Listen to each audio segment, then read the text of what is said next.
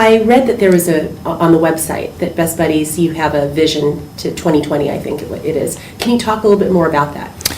Well, the 2020 is just really to expand our services more and to get people to understand this population's out there and that they're a gift, and the more young people get exposed to people of difference, I think the more our society is more accepting and more caring and more loving, and more the violence that we see every single day, I think, will begin to be diminished. And I think you do that by exposing people to other human beings that are doing good and are alive and well and inspiring. So, I think that, we want to add more chapters, and we want to certainly our goal is to get to 2,500 chapters around the world, and we want to really focus a lot on our jobs program and really secure thousands of new competitive jobs for people with intellectual disabilities. I think it's the big last frontier for our movement is employment.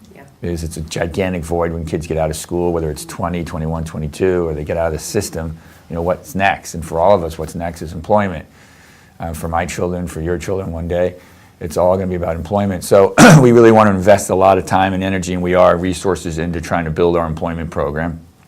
But not jobs where you're making, $1 or $2 an hour, jobs where you're making $30,000, $35,000 a year, or $40,000 a year, and you're getting full benefits, and you really feel like you're one of the employees.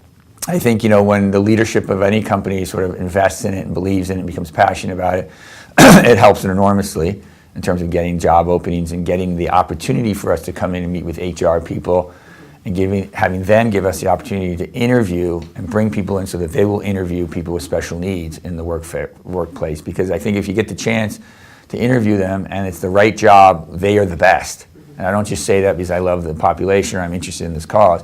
If you find the right job, and I believe this about anybody, if you find the right job for anybody and it really fits their passion and their skill sets, they'll be the best person at that job. A person with special needs is no different. So I think, it's hard to convince them out of the gate. The rides are a great way to do it, because I think if you get exposed through participation in our ride events and you see them giving speeches, you see them riding a bike 100 miles, you see them as competent, coordinated, well-dressed people, and nice jacket, and professional. You're like, wow.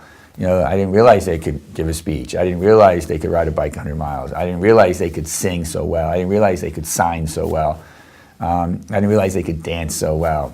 I didn't realize they were so sweet and, quote, normal acting. I think people, if you don't have exposure to people, you always have some hesitation and fear, and that's with anything. It's with people with disabilities, people from different ethnic groups, different cultures. I think it's always challenging for people. So I think the more that we can get CEOs to our events, the more that we get CEOs to be exposed to our population, the better chance we have of them setting out a mandate to hire people of diversity, and to include in the hiring of people of diversity, people with intellectual disabilities, or special needs, as I'd prefer to say.